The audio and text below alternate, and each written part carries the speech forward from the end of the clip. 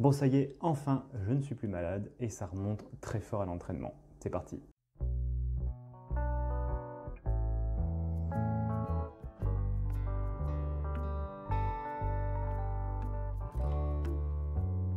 Au sommaire du jour, comme d'habitude, on va faire un petit bilan de la semaine, mes ressentis et mes impressions. Enfin, je suis content que ça remonte. Ensuite, on va faire le carnet d'entraînement avec les chiffres plus les 4 entraînements que j'ai réalisés cette semaine. On va voir après les courbes, on va enfin voir que ça remonte. Et après, derrière, les objectifs pour la semaine prochaine, pour l'entraînement du 27 avril au 3 mai. On est déjà en mai, ça va super vite, bientôt 2 mois d'entraînement. Donc au niveau des ressentis, comme je l'ai dit au tout début, enfin ça y est, la pêche revient. J'ai vu que au niveau de mes premiers ressentis, j'avais noté que j'avais commencé à avoir un petit peu mal à la gorge le 9 mars, donc ça fait presque un mois et demi en fait derrière que je traîne un truc, donc bon, enfin ça revient quoi, c'est cool. Donc ça se ressent complètement au niveau des entraînements que la pêche elle revient, hein, et du coup j'ai pu tester plus efficacement les séries de 200 mètres. Je trouve ça beaucoup plus sympa finalement que les 30-30 pardon. Les séries de 200 mètres là, en 53 secondes, c'est vachement sympa. Alors c'est dommage que je ne peux pas le faire encore sur piste parce que y a le confinement et du coup les seules pistes qui sont près de chez moi sont à plus de 2 km, donc je ne peux pas y aller. Mais en tous les cas, bon, je le fais un peu à la Garmin comme ça, hein, je regarde la distance qu'il y a et puis je les cours et c'est vraiment sympa. Je les cours toujours un petit peu plus rapide, hein, je suis toujours entre 49 et 50 secondes au lieu de 53, bon, rien de bien grave.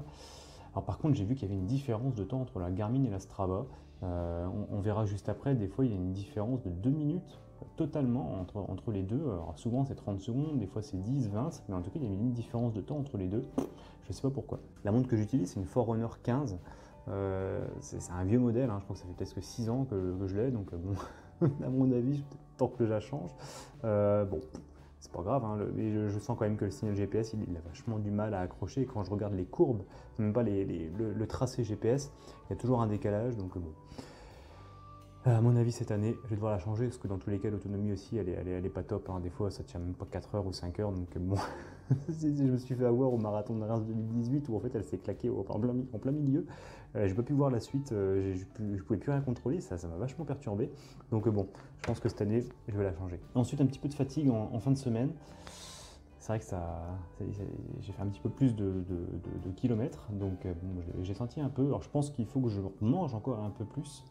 Je suis encore un peu trop bas, je pense, donc bon, il va falloir que je mange de plus en plus. J'augmente de 50 calories toutes les semaines, je vais pas avoir le choix, ce qui est tout à fait normal vu que j'augmente la dose d'entraînement. Mais j'ai vraiment sous-estimé l'impact que a l'entraînement sur mon métabolisme, hein. Donc au niveau des entraînements, donc comme je te l'ai dit, je me suis entraîné 4 fois. Donc le premier entraînement que j'ai fait, c'était lundi je crois, j'ai fait un 4 x 200 mètres avec 53 secondes avec un rest pause au trot. C'est-à-dire que je fais 200 mètres tranquillement en train de trottiner, donc un RPE à 6, c'était pas hyper intense. Le cœur il n'a pas monté hyper haut non plus. L'ajustement que je ferai pour la semaine prochaine, c'est que je courrai un petit peu plus vite entre les séries, parce que je pense que j'étais vraiment un petit peu lent. Bon, en tout cas c'était sympa. Après derrière, je suis allé courir, hein, donc j'ai fait 3 séances d'endurance fondamentale ensuite. Alors là, je voulais mettre en évidence ce truc-là. Il met 47 minutes 55, alors la Garmin met 50 minutes. La différence entre les deux, elle est énorme, donc bon, je sais pas quoi en penser, mais je pense que la Garmin a un petit peu de mal. Puis après derrière, j'ai fait 2 ans d'entraînement, donc bon, voilà, c'était plutôt tranquille. Je me suis permis d'aller un petit peu plus vite d'ailleurs sur le troisième, donc bon, c'était vraiment sympa. Alors à chaque fois j'ai mis 2 hein, sur ces 2 séances parce que j'ai remarqué qu'au milieu, je sais pas, au niveau de la respiration, c'était pas, je sais pas, j'avais un petit peu plus de mal, je sais pas pourquoi. Pareil, j'ai noté un truc, c'est que personnellement je respire avec le nez. Alors, j'ai du mal à respirer avec la bouche quand je fais de l'endurance fondamentale, ou alors quand je respire avec la bouche, bizarrement, mon cœur il s'affole un tout petit peu plus. Donc bon, je vais pas chercher midi à 14h, je suis plus à l'aise à respirer avec le nez, je vais le faire avec le nez. Au niveau des chiffres, donc je remets ceux de l'épisode 6, donc on peut voir que ça a pas mal augmenté, hein, malgré juste que j'ai augmenté 15 minutes, 3 km 15 de plus, donc en fait, j'ai amélioré un petit peu plus ma vitesse moyenne, alors pour un très faible écart par rapport au battement par minute, donc superbe. Sachant que ça va vraiment mieux, donc je vais pouvoir augmenter les doses d'entraînement, j'espère que ça va suivre après au fur et à mesure. À mon avis, je pense que j'aurai une petite période de surcompensation. Donc faut pas que je me loupe là-dessus, il faut que je continue avec ce genre d'effort. Après au niveau des courbes, donc quand on peut voir, alors j'ai bien remis cette fois-ci les 75%, donc là, je suis un peu mieux quand même, hein. J'ai l'impression que ça va remonter un petit peu, malgré que le cœur il augmente, c'est pas grave, il faut que l'écart entre les deux n'aille pas trop loin, et là je vais essayer de ne pas faire monter trop le cœur, je vais rester un peu dans cette zone-là pour faire monter progressivement la vitesse, et là on pourra bien voir que la progression elle arrive. Au niveau de l'indice de progression, justement, donc là j'ai renoté, hein, tu vois que j'ai pas fortement augmenté la dose d'entraînement. On voit que j'utilise le nombre de points de la table vidéo du livre de Daniel's Training, pardon. J'ai un peu de mal. Et on voit que j'ai pas forcément beaucoup augmenté entre les deux, mais c'est pas mal, hein. De toute façon je suis en convalescence pour l'instant, donc on va rester comme ça. Et on voit qu'à la toute dernière séance, il y a eu un pic de progression, génial. Là je pense que j'ai un bon pic de forme. Je reviens sur ma prévision en termes de progression, donc c'est génial. J'espère que je vais continuer comme ça au fur et à mesure, donc nickel. J'étais vraiment content à la fin de voir que la forme elle revient. Donc il n'y a plus qu'à espérer que la régression que j'ai eue à la fin, où j'étais presque à 12, et ben, ça fasse l'effet de l'autre côté, où je vais aller côtoyer les 14, peut-être pour la première fois, parce que j'ai jamais eu une aussi bonne forme. Je crois que c'est la plus haute forme que j'ai eue d'ailleurs là en ce moment, donc c'est mon plus beau niveau de course à pied que j'ai depuis longtemps.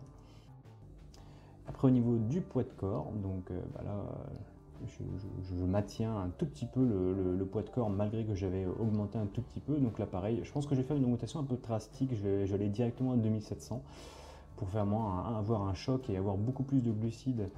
J'augmente progressivement, principalement les glucides quand je fais des augmentations caloriques. Donc là par exemple je vais augmenter de 40 grammes de riz par exemple pour aller à 2700. Donc je fais ça, alors bon, je mange pas du riz, très souvent je mange des pancakes, je me fais des crêpes avec du sarrasin, ou là en ce moment je mange de la farine de petit épeautre, je fais des crêpes avec ça, je mets un peu de banane, de l'eau, et puis après d'ailleurs je fais cuire. Donc du coup je vais augmenter un petit peu ces quantités là. Je ferai un épisode d'ailleurs sur la nutrition où je montrerai un peu plus comment je m'alimente. Au niveau des objectifs pour la semaine prochaine, donc je vais passer à 3h45 de course à pied. Je continue de marcher un peu plus tous les jours. Je vais augmenter toujours l'intensité, donc là j'étais à 29, je crois que je passe à 31 et quelques, donc du coup nickel, hein, j'ai bien respecté ce truc là, je suis content. Je vais continuer comme ça parce que ça a l'air de plutôt bien aller. Je vais augmenter d'une série les 200 mètres, hein, donc avec une récupération de trou un petit peu plus intense.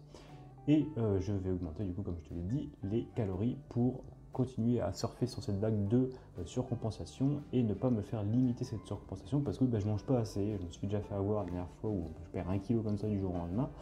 Donc voilà, je vais continuer comme ça, c'est parfait. Donc je te remercie de m'avoir écouté pour cet épisode numéro 7. Petite question, est-ce que toi aussi tu as des écarts entre ta montre et Strava? Est-ce que c'est juste parce que ma montre elle est pourrie ou alors est-ce que ça arrive à tout le monde, hein, parce que j'ai regardé un peu sur internet, il n'y a pas non plus énormément de monde qui sont comme ça, donc bon, voilà. Je te remercie une nouvelle fois et je te dis à la semaine prochaine. Salut!